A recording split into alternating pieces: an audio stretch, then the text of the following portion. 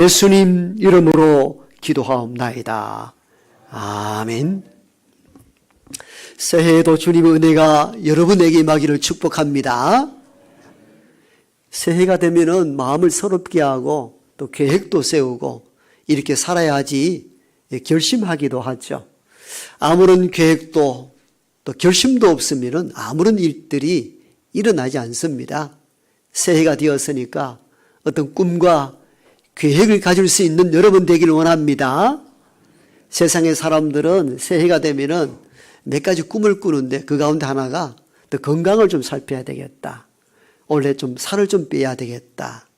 또 어떤 분들은 금년 담배를 꼭 끊어야 되겠다. 이런 분들이 있지요. 믿음의 사람들은 원래 주일 예배 꼭 참석해야지. 좀 일찍 예배를 드리고 봉사하고 전도해야지. 성경 일독 꼭 읽어야지. 이런 꿈을 꾸잖아요. 이런 새해에 꿈을 꾸는 건 좋은 일입니다. 계획하고 꿈을 꿔야 돼. 아무런 꿈, 아무런 계획 없이 살아서는 안 됩니다. 그런데 우리가 실제 살아보면은 통계에 의하면 새해 결심이 성공할 확률이 한 22%, 4명 중에 1명이 겨우 그 꿈을 성취한다고 합니다. 왜냐니까 꿈만 꾸고 계획만 세우고 어떤 일도 하지 않았기 때문에 성공할 확률이 떨어지는 것이죠. 옛날 습관을 바꾼다는 게 이렇게 어렵습니다. 그러면서 어릴 적 제 생각을 해봤어요. 새해가 되고 설날이 되면은 몇 년 묵은 때를 면 소재지나 읍 소재 목욕탕에 가서 벗겨내잖아요. 몇 시간 동안 있다가 나오는데 보면 어떻습니까? 시골 경험하신 분들을 보면은 그 오래 묵은 때가 금방 안 벗겨지더라고요. 목욕탕 2시간, 3시간 있어도 안 벗겨져요. 오히려 오래 묵은 때가 부풀어기 일어나듯이 너덜너덜해지는 손을 가끔 발견하게 됩니다. 그것을 요즘 생각하면서 사람의 때도 이렇게 잘 벗겨지지 않는데 오래 묵은 인간의 습관의 때가 쉽게 벗겨지지는 않겠구나. 이런 생각을 종종 갖게 됩니다. 새해에 새롭게 결단하는 것도 쉬운 일이 아니지만도 그 낡은 것을 버리고 새롭게 거듭난다는 것도 참 어려운 일입니다. 그럼에도 불구하고 확률이 떨어진다 할지라도 새해이니까 새 마음, 새 계획으로 한 해를 출발하기를 축복합니다. 오늘 본문에도 바울은 하나님의 말씀을 우리에게 전해주시기를 이렇게 말씀합니다. 너희는 유혹의 욕심을 따라 썩어져가는 구습을 쫓는 옛 사람을 벗어버리고 오직 심령으로 새롭게 되어 하나님을 따라 의와 진리의 거룩함으로 지으심을 받은 새 사람을 입으라. 아멘. 간단하게 요약하면 이런 말씀입니다. 옛날 습관 다 버리고 믿음 안에서 새로운 사람으로 살아가십시오. 연초에 주시는 귀한 하나님의 말씀입니다. 그렇다면 구체적으로 어떻게 해야 새 사람으로 살아갈 수 있는지 오늘 본문 중심으로 말씀을 전하겠습니다. 먼저 새 사람으로 살려면은 옛날 습관을 버려야 합니다. 그래서 오늘 본문에 보니까 썩어져 가는 구습을 쫓는 옛 사람을 벗어버리십시오. 즉 하나님 만나기 전에 살아왔던 그 악함과 더러움과 사악함, 이 모든 옛날의 습관들을 먼저 버려야 새 사람으로 살아갈 수 있다는 것입니다. 옛날 습관을 그대로 유지하는 이상은 절대 새 사람으로 살아가기가 어렵다는 것입니다. 우리가 옷가게에 가서 새 옷을 사면은 어떻습니까? 남자들은 쇼핑하는 것도 힘들어하고 옷을 벗고 입고 하는 것도 굉장히 귀찮아합니다. 사이즈가 대충 맞다 싶으면은 그냥 옷만 덜렁 사서 가는 경우가 있는데 아내가 따라가거나 자녀들은 꼭 옷을 입어보라 하면 권하고 가게 주인도 옷 입어보라 하면 이야기합니다. 우리 옷을 벗기 싫어하죠. 기존의 옷 위에 새 옷을 입으면은 옷에 핏이 안 산다고 꼭 벗으라 합니다. 그래서 룸에 들어가서 옷을 벗고 옷을 입어야 이 옷이 내 몸에 맞는지 안 맞는지를 확인이 가능하죠. 오늘 벗으라 입으라 이 메시지가 옷을 벗고 입는 이 유사한 의미를 통하여 말씀을 전달해 주고 있습니다. 새 사람으로 살고 싶느냐? 그렇다면 옛날에 입었던 구습, 옛날 습관의 옷을 먼저 벗어야 새로운 사람으로 거듭날 수 있다는 것입니다. 옛날 옷을 그대로 입고 새 옷을 아무리 좋은 옷을 입어도 핏이 살지가 않습니다. 일단 벗어야 합니다. 바울은 하나님 말씀을 통하여 새 사람으로 살기 원하는 사람들은 먼저 해야 될 일들이 있는데 그것은 하나님을 만나기 전에 옛날에 세상 속에 살았던 모든 구습, 즉 옛날 습관들을 다 버리십시오. 그리해야 새 사람으로 살아갈 수 있습니다. 이렇게 외칩니다. 하나님이 어느 날 모세를 불렀습니다. 모세에게 이렇게 첫 말씀을 하십니다. 너희가 선 자리는 거룩한 자리니 너희 신발을 벗으라 하십니다. 신발을 벗으라. 단지 신고 다니는 신발만을 의미하지 않죠. 신발의 의미는 네가 살아왔던 발자취, 네가 경험했던 모든 것, 그걸 다 버리라는 것입니다. 세상에 있는 것을 버리고 그래야 하나님의 새로운 일꾼으로 일을 할 수 있다는 것입니다. 우리가 회사나 어디에 서류 넣을 때 이력서를 꼭 요구합니다. 이력서는 학력, 경력, 그가 살아왔던 모든 것들을 다 총망라하여 넣게 되죠. 여기서 우리가 알다시피 이력서 할 때 이 이자는 신발 이자를 씁니다. 네가 걸어왔던 말자취, 네가 걸어갔던 길들, 지금 했던 모든 그 과정들을 일목요연하게 설명하여 제출하라는 것입니다. 이력서를 보면은 그가 걸어왔던 모든 일들을 보게 되는 것이죠. 이와 마찬가지로 모세에게 모세야 너가 선 곳은 거룩한 곳이니 신발을 벗으라 하는 이 의미는 네가 이제껏 세상에서 경험했던 그게 학력이든 왕궁에서 경험이든 광야에서 양치기 목자로서 삶이었든지 간에 그 모든 것 하나님 앞에 섰을 때 다 벗으라는 것입니다. 내려놓아라 하는 겁니다. 그래야 하나님의 일꾼으로서 새 사람으로서 새 일을 행할 수 있다는 것입니다. 그렇습니다. 우리가 새해가 되면 나 원래 새롭게 살아야지. 이런 마음과 계획은 귀한 일입니다만은 우리가 1년 뒤에 자신을 바라보면 변하지 않는데 변하지 않는 가장 큰 이유가 뭐냐면은 새로운 계획과 새로운 결심도 좋지만 또 그 이전에 옛날에 가지고 있었던 습관들을 버리지 않았기 때문입니다. 그러니까 변화가 올 수가 없는 것이죠. 우리는 새해 건강해야지, 살을 빼야지 이랬는데 항상 이렇게 말합니다. 다이어트는 내일부터. 그러니까 살이 빠질 수가 없죠. 항상 내일부터인데. 건강하기 위해서 운동해야 되고 각오가 결심하는데 옛날 습관을 버리지 않으면 건강이 회복될 수가 없죠. 퇴근하자마자 누워서 TV 보면서 맥주를 날마다 마시는데 어떻게 건강이 회복됩니까? 불가능하죠. 옛날 습관을 버리지 않고는 결코 우리가 새로워질 수 없다는 것이 오늘 하나님이 말씀을 통해 우리에게 주신 첫 번째 요소임을 잊지 말아야 합니다. 그렇다면 옛날 것을 버리고 새로운 사람으로 살려면 어떻게 해야 하는가? 그 말씀도 오늘 본문에 잘 기록되어 있습니다. 오늘 25절에 보니까요. 그런즉 거짓을 버리고, 그런즉은 앞에 옛날의 습관을 버리고 새 사람으로 살아가십시오라고 선언적인 메시지를 하고 난 이후에 그러면은 옛날의 방식을 버리고 새로운 사람으로 살아가기 위해서는 그런즉 이러이러한 일을 해야만이 새로운 사람으로 살아갈 수 있습니다. 그 내용이죠. 그러니까 새로운 삶을 살아가려면은 거짓을 버려야 한다는 것입니다. 거짓의 옷을 버리고 참된 옷을 입어야 그때 새 사람으로 살아갈 수 있다는 것입니다.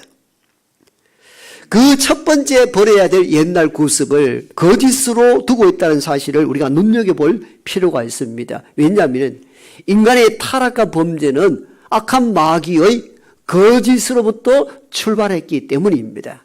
바울은 이것을 주목한 것으로 보여집니다. 그냥 옛날에 안 좋은 습관을 다 버리라 이렇게 말씀하지 않고 구체적으로 그런저 거짓을 버리십시오. 왜? 거짓이 인간과 하나님의 사이의 관계에 불신을 조장하고 그 공동체를 깨뜨리기 때문에 거짓을 가장 낡은 옛날의 습관으로 보았던 것입니다. 아담의 범죄는 악한 마귀의 거짓으로 시작이 됩니다. 마귀가 아담과 하와에게 그렇게 거짓을 이야기합니다. 동산에 있는 모든 나무 열매를 먹지 말라 하더냐? 이렇게 이야기합니다. 우리가 금방 듣고 금방 지나치면은 하나님 주신 말씀과 이 말씀이 별 차이가 없어 보입니다. 하나님은 이렇게 말씀하셨잖아요. 아담아, 동산에 있는 모든 나무 열매를 먹을 수 있으되 동산 중앙에 있는 선과 악을 아는 나무 열매를 먹지 말라. 그렇게 말씀했는데 악한 마귀는 부분을 전체적으로 확장시켜 버립니다. 모든 나무를 먹지 말라 하더냐. 이때만 해도 아담이 정신을 차렸습니다. 아닙니다. 그렇지 않다. 모든 나무의 열매는 먹을 수 있되 선악과 열매만은 먹지 말라 하였다. 그것을 먹는 날에는 정령 죽는다 하였다. 마귀가 물러서지 않았죠. 그때 이렇게 말합니다. 절대 죽지 아니하리라. 네가 먹을 때 눈이 밝아져서 하나님과 같이 된다. 이렇게 말합니다. 다 거짓이죠. 이 거짓의 유혹에 빠져 아담과 하와가 선악과를 보니 보암직도 하고 먹음직도 함으로 죄를 범하게 되므로 죄가 이 땅에 들어오게 됐다는 사실을 창세기에서 보여줍니다. 이때 아담은 불순종했는데 불순종이 어디서 나옵니까? 악한 마귀의 거짓에 하나님을 불신하게 되죠. 안 죽을 수도 있겠구나. 하나님과 똑같이 된다고 하니까 우리를 못 먹게 하는구나. 이런 거짓 유혹에 빠져서 범죄에 이르게 된 것입니다. 이렇게 하여 인간은 거짓으로 인하여 하나님을 불신하게 되고 관계가 깨어지게 됩니다. 모든 죄는 어디로부터? 거짓으로부터 출발되게 된 것입니다. 그래서 우리가 옛날에 낡은 이 거짓, 여러분 우리가 일상에서 거짓말을 하는 사람들이 참 많이 보게 되는데 거짓말 하는 것을 알면서 우리가 이야기를 이렇게 하죠. 야, 너 이렇게 거짓말 하나? 그렇게 하면은 이 사람 부끄러워하지 않습니다. 뭐 세상 살면서 거짓말 안 하는 사람 있나? 이렇게 이야기하면서 거짓말 또 합니다. 거짓이 얼마나 위험한가를 알지 못하기 때문에 일상적인 것으로 환치시켜버리게 되는 것이죠. 이런 거짓은 관계에 불신을 조장하게 되고 공동체를 깨뜨리는 위험성이 있기 때문에 낡은 간섭, 거짓을 버려야 하는 것입니다. 어느 교회에서 교회학교 선생님이 학생들에게 다음 주는 예수님의 귀한 교훈을 배워야 하니까 여러분들은 집에 가서 짧지만도 성경은 꼭 읽어오십시오 하면서 다음 주에 읽고 올 예습 성경을 마가복음 17장을 읽어오라 합니다. 그 다음 주가 되었습니다. 공부 시간이 되었는데 여러분 마가복음 17장 읽어온 친구 있습니까? 했더니 대부분 손을 다 듭니다.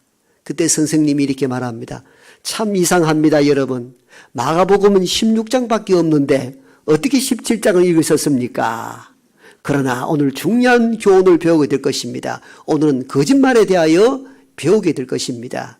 거짓말이 위험한 것은 들통났기 때문이 아니요, 거짓말로 인하여 너와 나 사이에 불신이 조장되기 때문에 거짓말은 매우 위험합니다.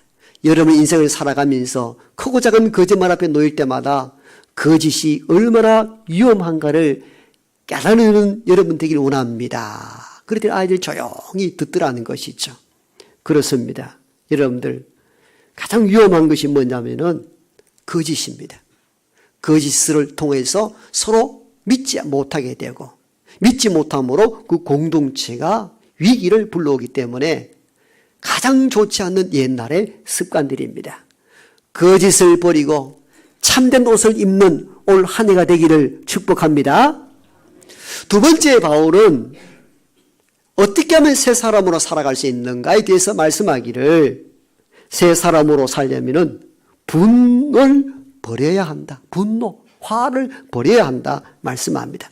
26절 말씀입니다. 26절을 분을 내어도 죄를 짓지 말며 해가 지도록 분을 품지 마십시오. 그러면서 마귀에게 틈을 주지 말아야 합니다. 이렇게 말씀을 맺고 있습니다. 즉 분노의 습관을 버리라는 것입니다. 죄는 분노의 상태에서 확장되기 시작합니다. 그 내용을 창세기 가인에서 찾아볼 수가 있습니다. 가인과 동생 아벨이 한날에 제사를 드렸는데 하나님은 동생 아벨의 제사는 받고 자기 제사를 받지 아니하자 화가 났습니다. 하나님이 내 제사를 받지 않았을 때 내가 뭔가 부족한가, 모자람이 있었던가, 아벨과 어떤 차이가 있었던가, 자기를 돌아보고 자성의 계기를 삼았으면 참 좋을 뻔했는데 화가 났어요. 분노가 치밀어 올랐습니다. 어떻게 동생 건 받고 내 걸 받지 않았느냐는 것입니다. 하나님이 가인의 마음을 알았습니다. 그래서 분노하는 것이 위험성도 지적하셨습니다. 그래서 이렇게 가인에게 말씀을 하셨잖아요. 가인아, 네가 분해하면 어찜이냐? 왜 분해하느냐? 분해하면 어찜이냐? 여러분 경고의 말씀을 주셨거든요. 분을 품고 있을 때에 죄를 행할 수 있는 위험성이 도사리고 있다는 사실들을 하나님은 지적하셨습니다. 그런데 가인은 분노를 다스리지 못함으로 죄 없는 동생을 들로 나오게 하여 돌로 쳐 죽이고 아무도 몰래 땅에 묻어버리고 맙니다. 그 분노가 최초의 살인자를 만든 아픈 결과를 창세기에서 만나게 됩니다. 그래서 바울은 이 분이 얼마나 죄를 짓게 하는 위험성을 가지고 있는가에 대해 지적하면서 옛날에 그냥 무턱대고 일어난 이 분노와 화를 다 벗어던지지 않고는 절대 새로운 사람으로 거듭날 수 없다고 오늘 새해에 이 말씀을 주고 있는 것입니다. 모세도요, 단 한 번의 분노로 가나안 땅에 들어가지를 못했습니다. 모세는 원래 참 온유한 사람이고 따뜻한 사람이었습니다. 그가 이방 여인과 결혼한다 하였을 때에 형제들이 다 비난합니다. 그 비난할 때 앞장서서 변호했던 인물이 하나님이셨습니다. 모세를 비난하고 야단칠 때에 모세의 온유함이 지면의 모든 사람보다 승하더라.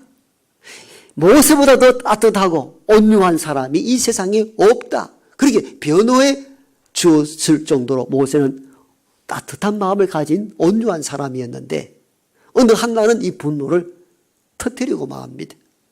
백성들이 얼마나 말을 듣지 않는지요.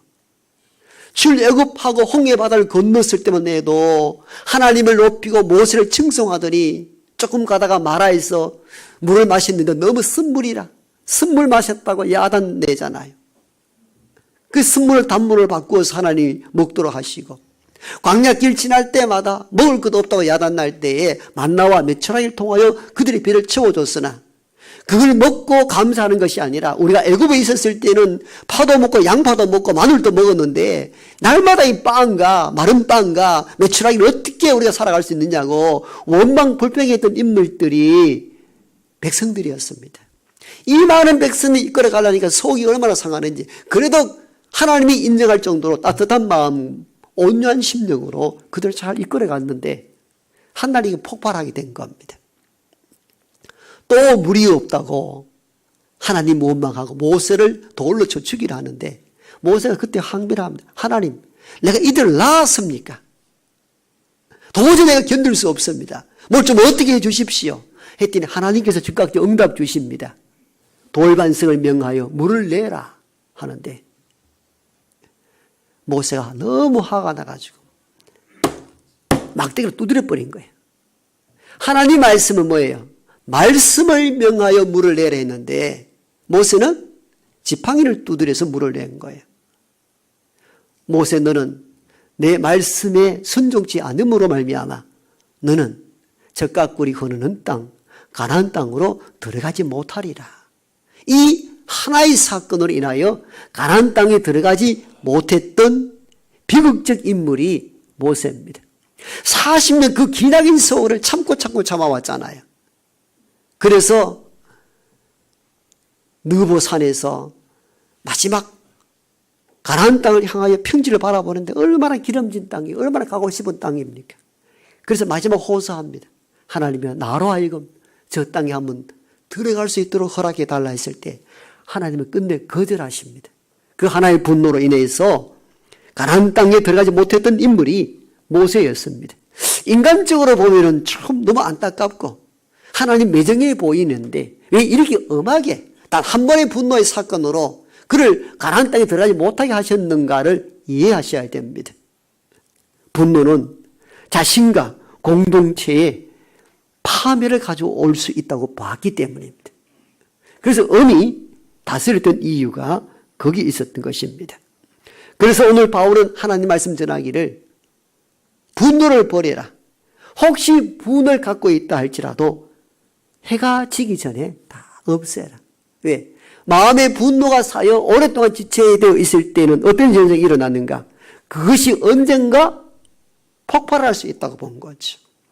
가인이 분노할 때 하나님 지적했던 의미는 그 하루 해가 지날 정도로 계속 마음에 두면 언젠가 그것이 살인적 행위로 드러난다는 위험성을 지적했던 것입니다. 즉 오늘 본문 27절에 마귀에 틈을 주지 말라는 얘기가 그 말입니다. 마귀가 우리 안에 있는 분노를 이용한다는 겁니다.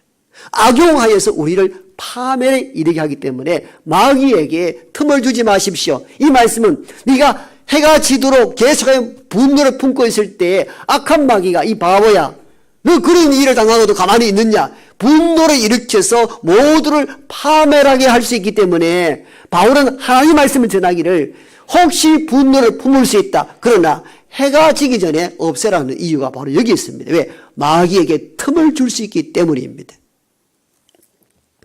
2000년도 중국 산시성에서 일어난 십제적 사건입니다. 동네 결혼잔치가 있었는데 어떤 30대 강부 출신이 다이나마트를 제조해 와가지고 결혼식장에서 터뜨려 버렸습니다. 36명이 그 자리에서 죽고 30명이 부상을 입었습니다. 국내에도 소개된 큰 사건들이었죠. 이 사람은 광산에서 폭발 전문가로 일을 했는데 그걸 이용해서 결혼식장에 있는 사람들 다 죽여버린 겁니다. 이유는 1년 전에 아내가 자기를 버리고 갔기 때문에 그 일을 가슴에 묻고 있다가 폭탄을 설치하여 죽인 것이죠. 놀랍게도 그 자리에는 아내가 없었다고 합니다. 그러니까 무고한 사람들만 다 죽게 된 것이죠. 왜 해가 지도록 분을 품지 말라는가? 마귀에게 틈을 주기 때문입니다. 틈을 주기 때문에 하지 말라는 것이죠. 우리가 마음의 분노를 품고 있을 때에 수치스럽고 부끄러운 일을 당할 수 있다는 것을 잊지 말아야 합니다. 어떤 큰 교회 목사의 칼럼단을 읽어봤습니다. 어느 날 차를 급히 몰고 신방을 가는데 택시 기사가 더 급했는지 갑자기 끼어드는데 큰 대형 사고가 날 뻔했습니다. 얼마나 화가 나는지. 여러분 우리나라에서 차 몰고 다닐 때 입이 참 험해지죠. 저도 참 착한 사람에 해당이 되는데 차만 몰면 막 시업 비업 이거 막 나옵니다. 여기 안 나올 수가 없습니다. 우리나라 차 좀 별나게 몰아요. 그럼 목사가 참다 너무 화가 나가지고 신호 대기 딱 했습니다. 문을 열고는 막 이 기사 양반아 어떻게 그럴 수 있느냐고 막 고함을 지르고 야단이 났습니다. 그런데 기사 양반도 미안했더니 고기를 숙이고 있는데 말 좀 해보라고 어떻게 그럴 수 있냐고 욕만 빼고 할 거 다 했습니다. 그랬더니 이 기사 양반이 여전히 고기를 들지 않고 목사님 죄송합니다. 목사라는 게 이상해서 당신 교회 다녀요? 그랬더니 이분이 고기를 숙인지 말합니다. 목사님 교회 암흑의 집사입니다. 얼마나 창피스러워서 지금도 생각이 너무 창피스럽더라는 거예요. 큰 교회다 보니까 누가 누군지 모르고 집사도 모르고 산 목사였던 거죠. 목사님 교회 집사입니다.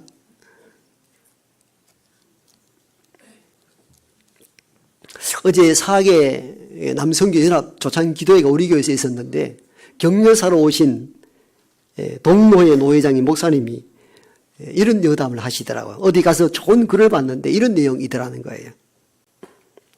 화내면 뭐하노? 늙기만 하지. 웃자. 그렇게 빵 터졌는데 들어보니 참 좋은 말씀이에요. 같이 한번 해볼까요? 화내면 뭐하노? 늙기만 하지. 웃자. 아멘? 그래요. 인상 쓰면 늙기만 해요. 늙기만 하죠. 도움될 게 아무것도 없다는 것입니다. 저도 분노 조절이 안 돼요. 화를 내고 나면은 돌아보면 너무 수치스럽고 너무 부끄럽습니다. 그거 잊혀지지가 않습니다. 그래서 바울은 이걸 알았어요. 네가 옛날에 갖고 있던 습관들, 거짓 버리고 분도 버려라. 혹시 분을 품을 수 있다, 인간이기에. 그러나 해가 지기 전에 없애라 말씀합니다. 왜? 그 분노가 마귀로 틈을 타게 하여서 우리를 폭발시키기 때문입니다.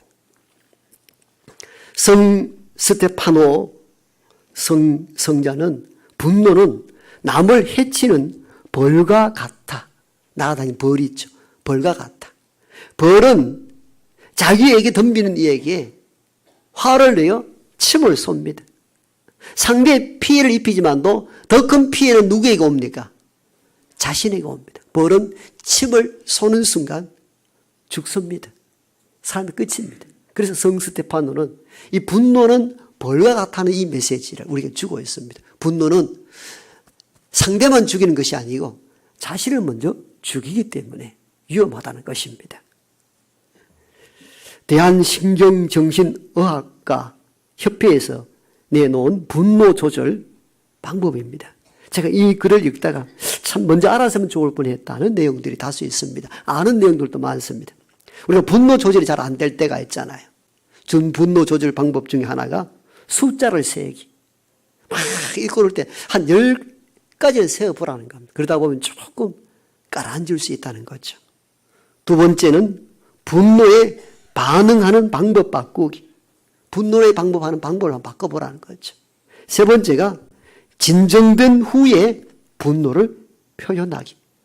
같이 이렇게 막 분노가 일어나면은 제대로 된 정제된 언어가 안 나오는데 조금 진정된 후에 한번 표현해 보라는 것입니다. 네 번째가 생각한 뒤에 말하기. 생각을 오래 해보고 나서 말해보라는 거죠.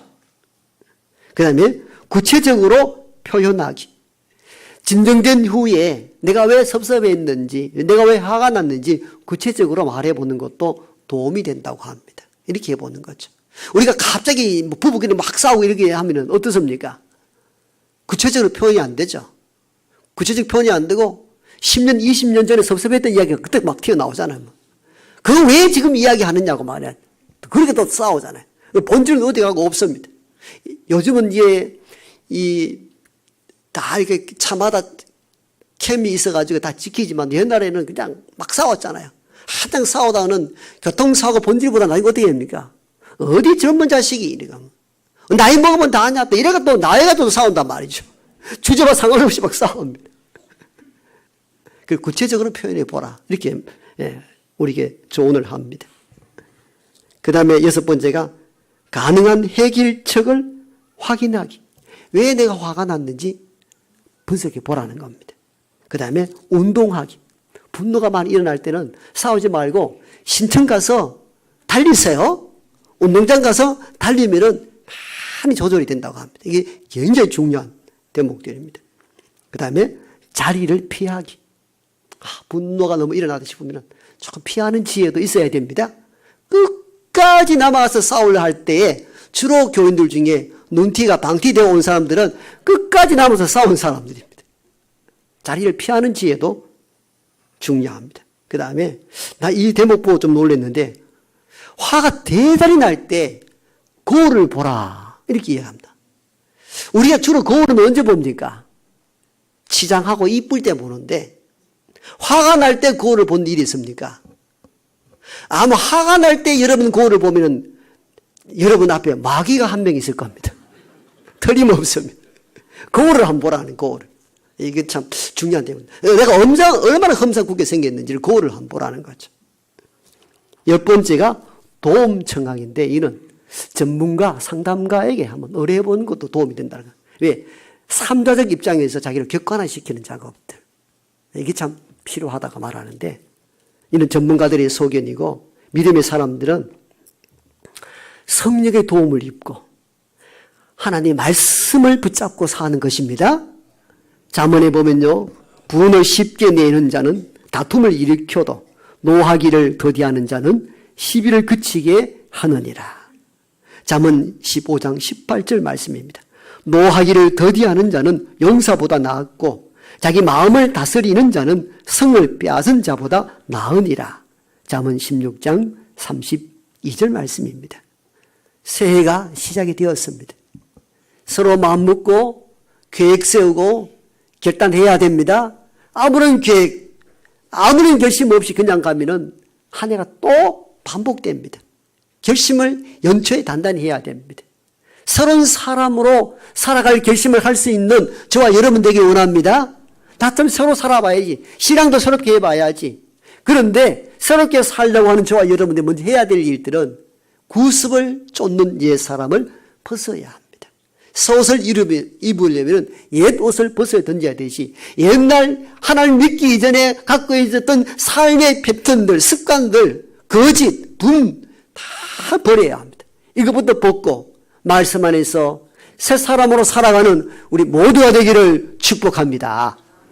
아버지 하나님, 새해가 되었습니다.